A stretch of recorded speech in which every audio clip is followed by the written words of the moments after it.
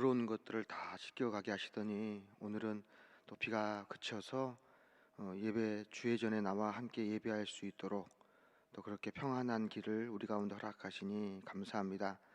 비가 와도 감사하고 비가 그쳐도 감사한 우리 삶이 되도록 축복해 주시고 하나님이 주시는 참 평안과 기쁨으로 오늘도 말씀을 시작하는 모든 성도들 가운데 넘치게 하여 주옵소서. 예수 그리스도의 이름으로 기도합니다. 아멘. 네, 찬송가 하겠습니다. 찬송가 406장 찬송하겠습니다.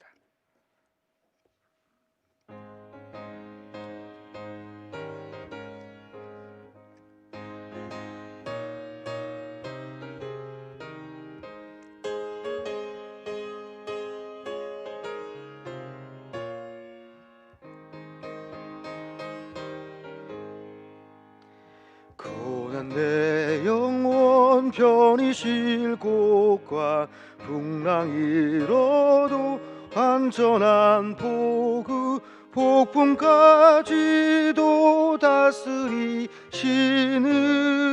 주의 영원한 바르지에 주의 영원하신 바람께 하사 항상 나를 붙드시니 어느 곳에 가든지 요동하지 않음은 주의 팔이 의지함이라. 세상 친구들 나를 버려도 예수 늘 함께 동행함으로 주의 은혜가 충만하리니 주의 영원한 바르지에 주의 영원하신 바람께 하사 항상 나를 붙드시니 어느 곳에 가든지 요동하지 않음은 주의 팔을 의지함이라. 나의 믿음이 연약해져도 미리 예비한 힘을 주시며 위태할 때도 안보하시는 주의 영원한 바르지에 주의 영원하신 바람께 하사 항상 나를 붙드시니 어느 곳에 가든지 요동하지 않음은 주의 팔을 의지함이라. 능치 못한 것 주께 없으니 나의 일생을 주께 맡기면 나의 모든 짐 대신 지시는 주의 영원한 바르지에 주의 영원하신 바람께 하사 항상 나를 붙드시니 어느 곳에 가든지 요동하지 않음은 주의 팔을 의지함이라. 네, 아멘. 감사합니다. 하나님께서 오늘 우리에게 주시는 말씀은 로마서 말씀 보겠는데요. 로마서 말씀 2장 12절로 16절까지의 말씀입니다. 신약성서 240페이지에 있는 로마서 2장 12절부터 16절까지의 말씀, 이렇게 말씀을 저와 여러분이 한 절씩 번갈아 가면서 읽겠습니다.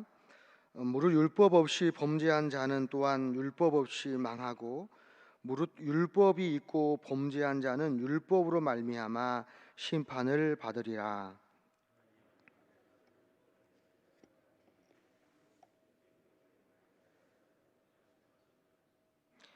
율법 없는 이방인이 번성으로 율법의 일을 행할 때에는 이 사람은 율법이 없어도 자기가 자기에게 율법이 되나니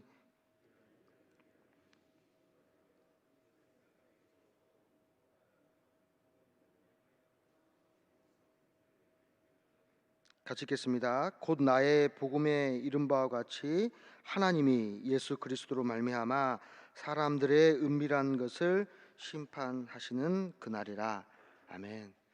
우리 새벽마다 이렇게 안 오실 때 반주해 준 집사님, 이제 13교구 집사님을 알고 있는데 늘 고맙습니다.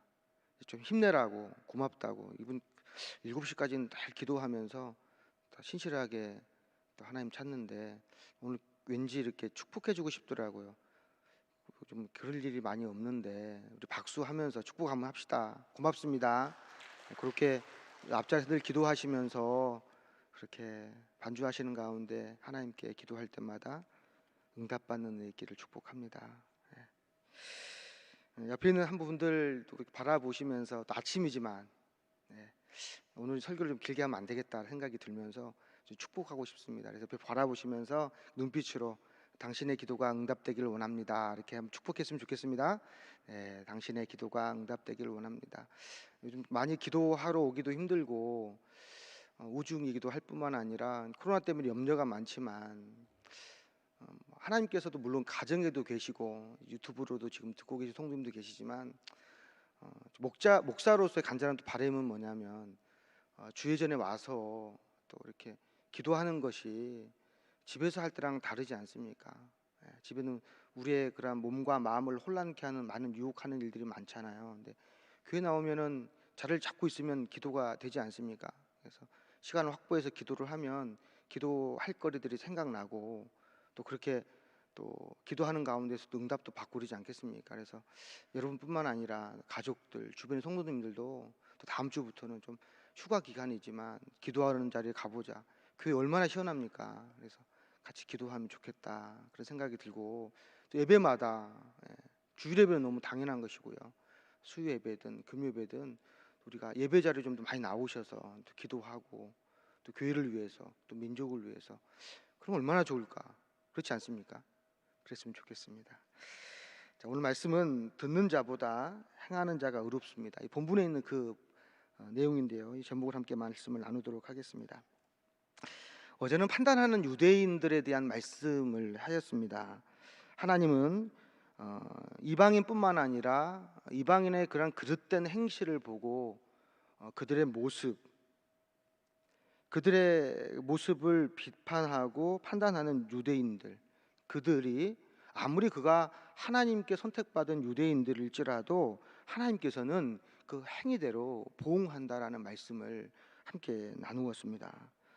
또한 유대인을 성민으로 부르시고 그들을 제사장 나라로 선택하신 것, 그렇게 택정하신 그것은 그들의 수요가 많은 것도 아니고 그들의 능력이 많거나 그의 나라가 강성함이 아니라 신명기 7장 7절의 말씀이었죠. 오직 하나님의 사랑에 근거한 부르심이라는 것.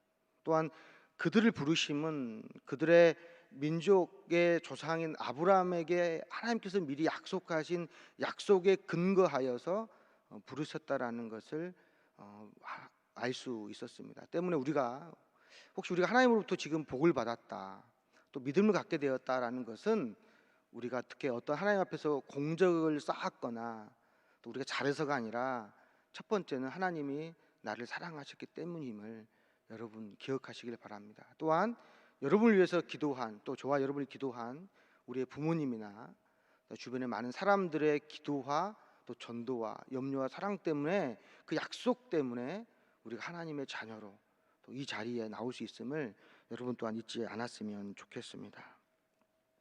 오늘의 이 말씀의 내용도 어제와 크게 다르지 않습니다. 어제 본문에 이어서 오늘 이 말씀도, 그래서 어제 본문과 함께 이렇게 딱 엮어서 설교하는 목사님도 참 많고요. 단락도 그렇습니다.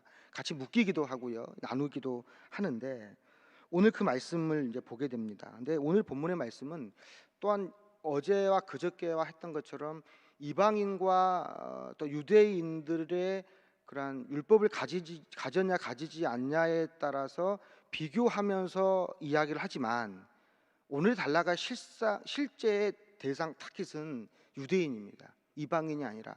그러니까 이방인이든 유대인이든 모두가 심판 아래 있다라는 것을 말해주면서 유대인 너희들은 무엇 때문에 심판받느냐를 이야기하거든요. 그러니까 유대인들에게 너희가 율법이 있다. 그러니까 유대인들에게는 가장 자랑하는 유산 중에 하나가 율법입니다. 율법을 가지고 있다라는 것은요, 그렇지 않아도 그들에게 선민 사상으로 가득한 유대인들에게, 우월 의식에 가득 찬 유대인들에게 큰 자부심을 주지 않겠습니까? 하나님께 부름받았다는 근거가 율법에도 있을 뿐만 아니라 내가 하나님께 십계명과 하나님의 말씀을 받았는데, 율법을 받았다라는 것은 어쩌면 하나님 나라에 들어가는 보증수표 같은, 천국 티켓 같은 그런 자부심이 있는 겁니다. 그러니까 내가 어떤 증을 받았냐에 따라서 자부심이 다르지 않겠습니까? 국가마다 그렇잖아요. 국민마다 어떤 비자를 갖고 있냐에 따라서 다니는 나라가 다른데, 율법을 갖고 있다라는 것은 정말로 그들에게 있어서는 너무나 큰 특권이라는 것이죠. 때문에 이들은 율법을 목숨보다도 사랑하였습니다. 그래서 율법에 철저하게 따르는 삶을 살아갑니다. 천국의 백성으로, 하나님 나라의 백성으로 율법을 철저하게 따라가는 겁니다. 소중하게 여깁니다. 근데 오늘 그와 같은 유대인들에 대한 기대에 대해서 이 사도 바울은 이 로마서의 말씀을 통하여, 물론 성령에 근거하였지만 그들의 마음을 툭툭툭 깨트리는 겁니다. 너희들 율법을 가지고 있다 하더라도 너희가 만약에 죄를 짓게 되면 그 율법으로 인하여 심판을 받게 되는 겁니다. 이방인은 어떻습니까? 이방인은 율법이 없어도 심판받습니다. 왜요? 그들이 행위 때문에. 근데 율법이 없으면은 그들을 정죄할 수 있는 근거의 법전이 없잖아요. 근데 무엇 때문에 그들이 심판을 받냐면 그들의 양심 때문에. 사랑하는 성도 여러분, 우리가 정말 기억해야 되는 것은 율법에 따라서 우리가 심판을 받지만 양심에 따라 심판을 받는 겁니다. 이미 우리 마음속에 만약에 제가 도둑질을 하면 나쁜 거라는 걸 알지 않습니까? 내 안에 마음속에 어떠한 잘못된 생각, 음욕을 품게 된다. 그것도 하나님께서는 말씀하지 않아요. 그 자체도 범죄라고 말씀하지 않습니까? 그러니까 우리 안에 하나님이 주신 율법뿐만 아니라 우리 안에 있는 이미 내재되어 있는, 사실은 하나님의 신성 가운데 있는 것일 수도 있죠. 그 안에 있는 우리 양심이 우리를 이미 판단하기 때문에 예수를 믿거나 믿지 않거나 다 죄인인 것이죠. 근데 무엇입니까? 유대인들은 율법까지 가졌거든요. 그래서 율법으로 인하여서 하나님께 받은 율법, 하나님 나라의 가장 큰 티켓처럼 여겨질 수 있는 그 율법이 도리어 유대인들에게 어떻습니까? 그들의 연약함과 범죄와 죄악이 드러나게 하는 수단이 되는 겁니다. 그러니까 율법이 사실은 어쩌면 자랑이 아니라 그들을 올몸에는 올무가 될 수 있는 것이지 않겠습니까? 가장 자부심을 가질 수 있는 선물, 하나님의 율법이 도리어 이스라엘 사람들을 그들의 죄를 심판하는 도구가 된다라는 말이지요. 사도 바울이 율법의 그 심판의 기능을 강조하는 이유가 오늘 성경 말씀에도 나옵니다. 13절에 이런 말씀이 있는데요. 하나님 앞에서는 율법을 듣는 자가 의인이 아니요 오직 율법을 행하는 자라야 의롭다 하심을 얻으리니. 우리가 분명히 압니다. 우리가 율법의 행위를 통해 구원받는 것이 아니라 오직 믿음으로 구원받는다라는 말씀을 로마서 1장에서 분명히 선제적으로 선포하고 이 말씀이 시작됨에도 불구하고 이 바울은 유대인들을 향하여 그렇게 말해요. 율법을 듣는 자가 의인이 아니다. 하나님께서는 하나님께 선택받은 사람들이 가져야 되는 그 도구는 듣는 게 아닙니다. 행하는 것이라는 것이죠. 유대인들은 밤낮으로 율법을 듣고 율법을 지키는 삶을 사실 살아왔던 것 같아요. 그런데 그들이 율법을 듣는 것은 잘하는데 거기까지입니다. 듣는 건 굉장히 잘하는 겁니다. 율법을 외웁니다. 말씀을 외우기도 하고 말씀을 철저히 그렇게 행위적으로 따라갑니다. 이스라엘에 여행하신 분은 알겠지만 안식일이 되면요 엘리베이터가 1층부터 다 씁니다. 계단으로 가는 게 더 나아요. 누르는 게 일이니까, 그것도 일을 하는 거니까 엘리베이터가 그냥 다 층마다 열리고 닫고 자기들끼리 처음에 고장난 줄 알았습니다. 그것도 어떻습니까? 그것도 일이라고 하면 안 된답니다. 그렇게 철저하게 살아갑니다. 근데 그들이 율법의 정신을 지키지 않는 겁니다. 겉으로 보이는 율법의 모습들은 지키는 것 같지만 실제로는 하나님 보시기에 그들의 가운데 행함이 없다라고 말씀하는 것이겠죠. 예수님도 서기관과 바리새인들을 책망하면서 이런 말씀하셨습니다. 그들이 말하는 바는 행하고 지키되 그들이 하는 행위는 본받지 말라. 그들은 말만 하고 행하지 아니한다. 그러니까 바리새인과 서기관들의 말은 지키랍니다. 그들이 하는 말은 지키는데 그들의 행위는 따르지 말라고 합니다. 참 무서운 말이지 않습니까? 서기관과 바리새인보다 율법을 잘하는 사람이 없습니다. 이들은 율법을 기록하고 율법을 해석하는 사람들입니다. 그런데 예수님께서 그들을 비판하시면서 그들이 말하는 것을 지키지만 그들의 행위는 본받지 말라. 왜 그렇게 말씀하셨겠습니까? 그들의 삶에 전혀 행함이 없었기 때문에 그렇습니다.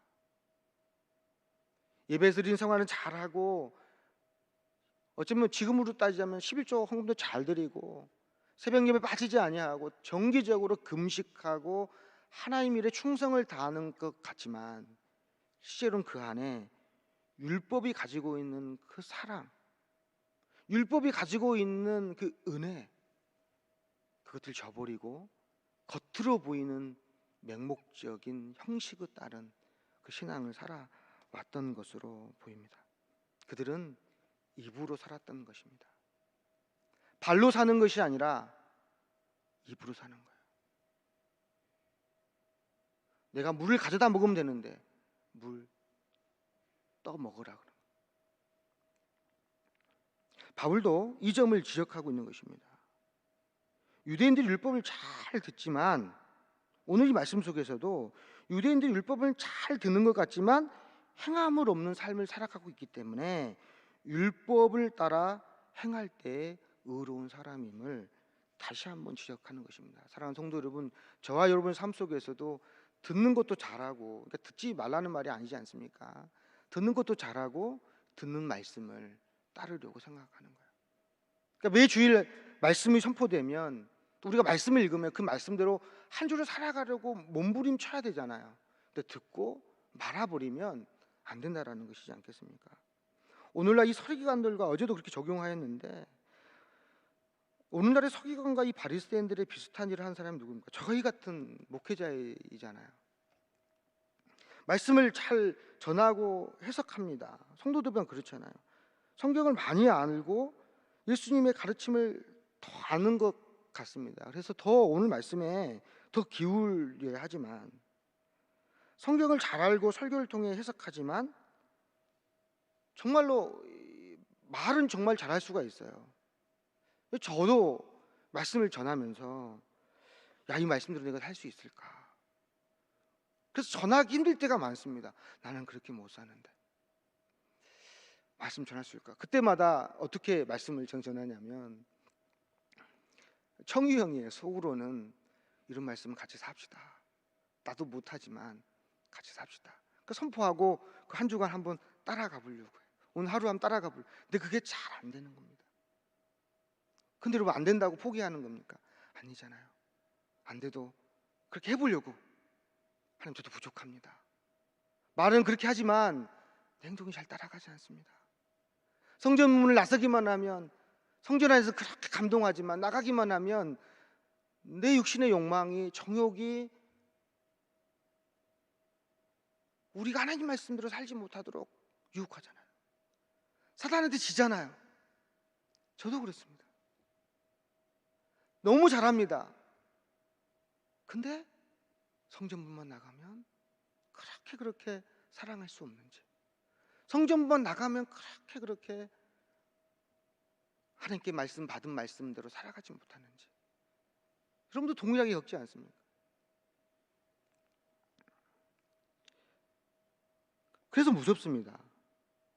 전 또한 이 바리새인과 이 서기관처럼 살아가는 목사는 아닌지, 혹 지금은 또 괜찮을지 모르지만 나중에는 이처럼 행동보다 말이 너무 앞서서 그렇게 살아가는 건 아닌지 그런 생각이 듭니다. 사실 그래서 이와 같은 말씀을 이렇게 어제부터 이렇게 본문에 나오면 두렵습니다. 강의 설교가 너무 어려운 거죠. 선택해야 할 수 없는 본문이라. 이 말씀을 따라가야 되니까 장점이기도 하지만 두려운 것입니다. 아무쪼록 사랑하는 성도 여러분, 저와 여러분 삶 가운데 우리가 하나님 말씀을 듣고 하나님 말씀을 읽고 하나님 말씀 우리가 알게 될 때 그 말씀을 하루하루 좀 더 지켜가려고 노력하는 가운데 우리의 말씀, 우리 삶이 이 말씀과 좀 더 가까워지려고, 그럼 좀 더 가까워지는 삶이 되기를 축복합니다. 그렇다면 여러분은 어떠셔요? 저는 그렇지만 여러분은 어떻습니까? 크게 다르지 않습니까? 말씀은 잘 듣잖아요. 근데 들은 말을 행하는 것, 여러분도 참 어렵지 않습니까? 그래서 힘을 내자고요. 지키는 데 좀 살아가 보자.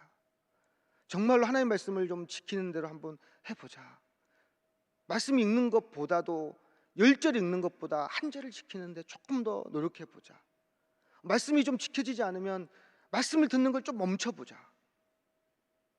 말씀을 듣기 위해서 얼마나 많은 인터넷에 들어갑니까? 성도님들 만나면 그런 분 아니에요. 말씀의 홍수 속에 살아가지 않습니까? 유튜브만 키면은 연관해서 말씀 쭉 나옵니다, 여러분. 거기에다가 김계동 이름 딱 치면은요, 그뿐만 아니라 그 사촌까지 막 나올 정도로 얼마나 많은 목사님들의 말씀이 쭉 나옵니다. 성도님 어떤 분들은 그래요. 하나 말씀 딱 들어가 찾았더니 이것저것 하다가 막 수많은 목사님들 말씀을 다 듣는 거예요. 여러분, 그러다가 이단 말씀도 들어요. 무슨 말씀입니까? 어떤 말씀인지도 모르고 듣는 겁니다. 근데 여러분, 성경의 근간이 말씀 한 구절 한 구절 우리가 듣다가 이 말씀 지켜보려고 노력하면 이단 안 됩니다. 한 절 한 절 새기면서 나도 그렇게 살아봐야지, 나도 그렇게 살아봐야지, 내가 사랑해봐야지, 내가 포기해봐야지, 내가 양보해봐야지, 그렇게 살아가다 보면 이단 안 됩니다. 이단 다 말씀 배우겠다고 가다가 이단 되는 겁니다. 말씀을 듣기 뿐만 아니라 지키기 위해서 살아가면 하나님이 우리 삶을 더욱더 거룩하게 세워갈 줄로 믿습니다. 저는 오늘 이 말씀을 보면서 과연 우리의 삶이 하나님의 말씀을 듣는 대로 행하는가, 이런 말씀을 살펴보면서 이 말씀 어떻게 우리 적용해 볼까 생각해 보았습니다. 저는 어떤 것이 행하는 것인가, 어떻게 살아가는 것이 말씀을 행하는 것인가 생각해 볼 때 전 여러분에게 그렇게 권면하고 싶습니다. 믿음과 연결해 보았으면 좋겠습니다. 말씀을 지키는 것에 가장 중요한 것은 믿음대로 사는가입니다. 너는 그럼 믿음대로 사냐? 그러니까 말씀대로 사냐라는 그 말이 너희는 믿음대로 사냐? 힘들고 연약한 분들이 가끔 전화 옵니다. 상담도 할 뿐만 아니라 또 기도도 해드리고 하는데, 너무 힘들고 어려우면요, 그저께도 어제도 전화를 받았었는데, 또 전화도 하기도 했는데 포기하고 싶어요. 목사님, 제가 나을 수 있을까요? 내가 정말 나을 수 있을까요? 예전처럼 회복할 수 있을까요? 의심하게 됩니다.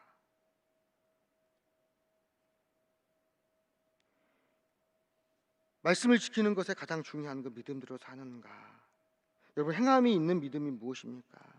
야고보서 말씀은 행함이 없는 믿음은 죽은 것이라 하였는데, 바로 행함이 없는 믿음은 믿음대로 사는 것입니다. 믿을 수 없는 상황 가운데서 믿음을 근거할 수 없을 것 같은 가능성이 없는 삶 속에서 믿음으로 살아가려고 노력하는 것. 어차피 내 힘으로 안 되니까, 어차피 다른 사람의 말로 안 되니까 믿음대로 살아가 보자. 하나님 나와 함께 하신다고 하셨지, 하나님 나를 돌보신다고 하셨지, 아까 찬양한 것처럼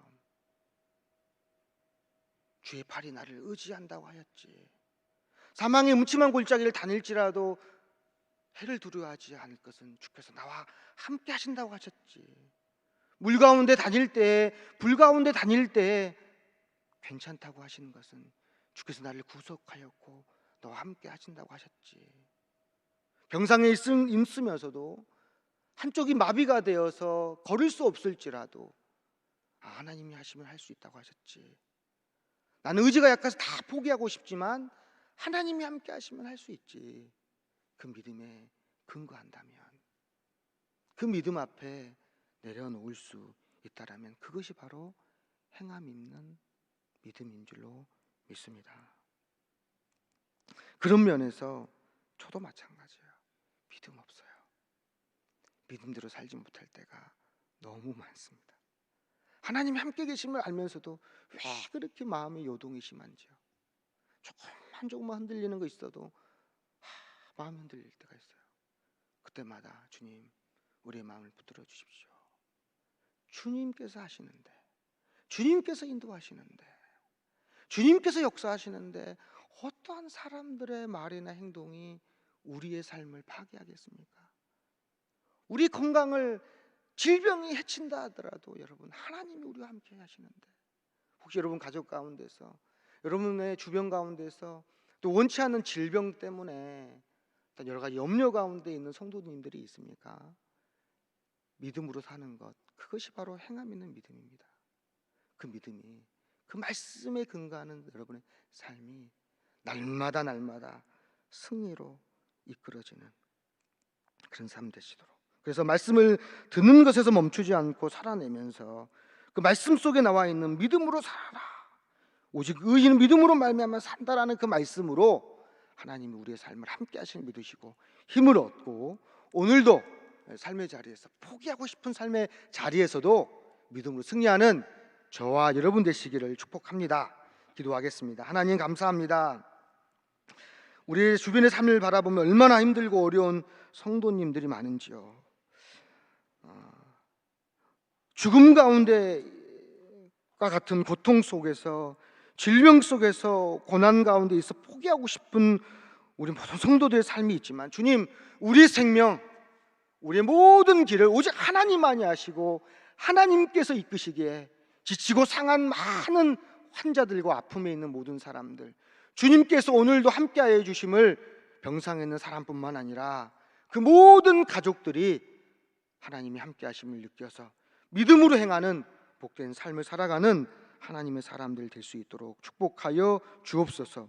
우리 교회에 있는 모든 우리 성도님들 축복해 주시되, 특히 연약하여서, 믿음이 연약하거나 몸이 연약하여서 성전에 나와 기도하거나 말씀으로 예배하지 못하는 모든 성도들, 주께서 그들의 삶을 지키시고 그들의 마음을 담대하게 해주시고 그의 몸을 더욱더 건강하게 세워주시고 코로나를 뚫는 믿음의 용사들로 다시 세워주시고, 우리 교회의 모든 예배가, 모든 기대의 처소가 다시 살아나 우리 교회가 더욱더 다른 교회보다도 생동감 넘치는 복된 하나님의 교회가 되도록 우리 교회 가운데 하나님 축복하여 주시고 인도하여 주시옵소서.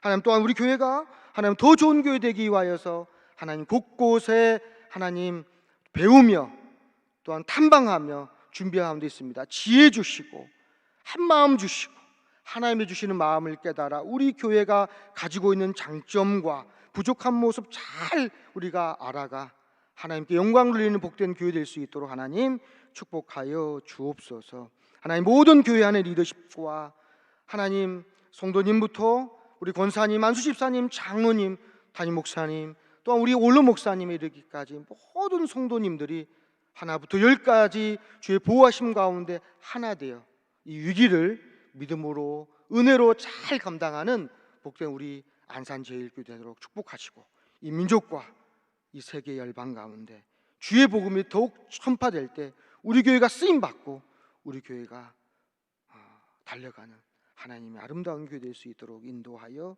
주시옵소서. 감사드리며 예수 그리스도의 이름으로 기도합니다.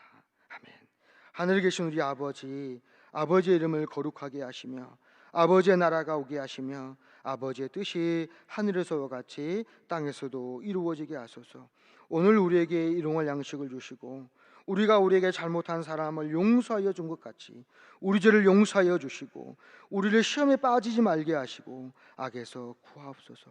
나라와 권능과 영광이 영원히 아버지의 것입니다. 아멘. 오늘 말씀을 근거하여서 하나님, 우리가 말씀을 듣는 것, 여러분 충분히 들으셨습니다. 말씀을 듣는 것뿐만 아니라 듣는 말씀 행함으로 연결되어 구원받는, 또 의롭다함을 인정받는 우리의 삶이 되게 해달라고, 우리 가정과 교회와 이 민족을 지켜달라고 우리 주님 부르짖고 기도하겠습니다. 주여, 주여, 주여. 아버지 하나님 감사합니다. 말씀을 듣는 자보다 행하는 자가 어렵다 말씀하시니 감사합니다. 그러나 주님, 부족하여서 하나님 행하는 데 너무너무나 인색하였고, 듣는 것은 편리하지만 좋은 말씀 찾아 들으려고 하나님 유튜브든 어느 곳으로든 달려갔지만 행함하기 위하여서 나의 삶의 바로 이 밑바닥에서 나의 한 발치 내 삶에서 말씀을 외면할 때가 너무 많았습니다. 주님, 먼 곳으로는 말씀 듣기를 가지만 내 한 발자국 앞에서 내 삶의 자리에서 말씀을 행하지 못했습니다. 이웃을 사랑하지 못하였습니다. 아내를, 내 하나님, 내 자녀를 사랑하는 것에도 인색하였고, 함께 일하는 동료들을 사랑하는 것에도 인색하였습니다.